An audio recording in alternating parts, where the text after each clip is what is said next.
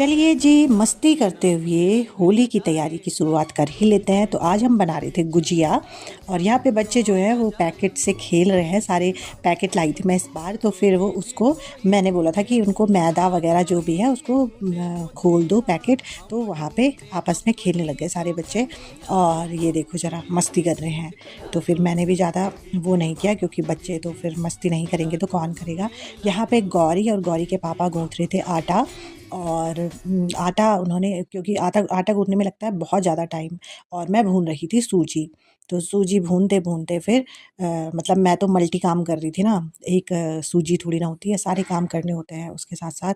और वो दोनों के दोनों आटा गूँथने में लगे हुए थे और मेरी सूजी यहाँ पे भुनी जा रही थी और ब्राउन होने वाली थी। तो इस बार मैंने 1 किलो सूजी भूनी थी और लगभग 1.5 किलो। तो साथ में मेरी बन रही थी चाट और फ्रूट चाट मतलब, और ये क्योंकि दिन का टाइम था तो फिर खाना अच्छा लगता है।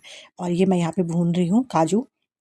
काजू को मैंने ग्राइंड कर लिया था दरदरा सा, और ये इसमें डालने के लिए, और इसमें मैंने जो इलायची और सौंफ होता है ना वो भी मैंने ग्राइंड करके ही डाला था, और यहाँ पे ये मगज चिरौंजी ये सब चीज़ें भी डाला था, और बूरा वगैरह बूरा भी, और सबको मिक्स करके मैं एक साथ यहाँ पे बैठ गई थी नीचे पे और इनको सेट करने लग गई थी सारा सामान जो भी था।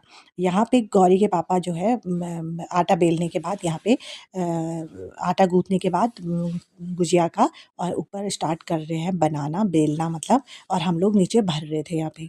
तो सब भर रहे थे, गौरी गौरी दादी और रुद्रम और मैं भर रहे थे, और गौरी के पापा उसको बेलने का काम कर रहे थे। यहाँ पे रुद्रम परेशान भी कर रहा था, और यहाँ पे गुजिया बन के धीरे धीरे तैयार हो रही थी, क्योंकि एक साथ अगर जो जितनी बन रही थी उतनी फिर मैं सेक भी रही थी उनको, क्योंकि तलने तलने में देर करो तो फिर वो फट सी जाती हैं। तो ये इस वजह से मैं यहाँ पे इसको जल्दी-जल्दी वो करने की कोशिश कर रही थी।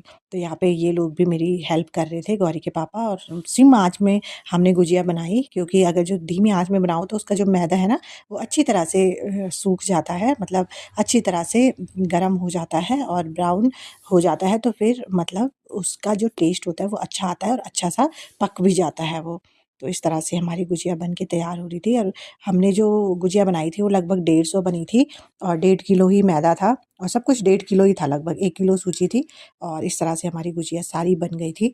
और ये हम बना रहे थे लोहे की कढ़ाई में, और बहुत अच्छी टेस्टी बनी थी गुजिया। और हमने कुछ मावा की बनाई थी और कुछ बिना मावे की बनाई थी, क्योंकि मावा की गुजिया जो है वो 1-2 दिन ही चलती है, और बिना मावे वाली को तो काफ़ी टाइम के लिए आप लोग स्टोर कर सकते हैं, 10 से 15 दिन 15 दिन के लिए स्टोर कर सकते हैं। तो इस तरह से हमारी गुजिया बन के सारी रेडी हो गई थी। और अगर जो आपको वीडियो और ब्लॉग पसंद आया है तो वीडियो को प्लीज़ लाइक शेयर सब्सक्राइब करना। ये मेरा फर्स्ट मिनी ब्लॉग है। तो राधे राधे।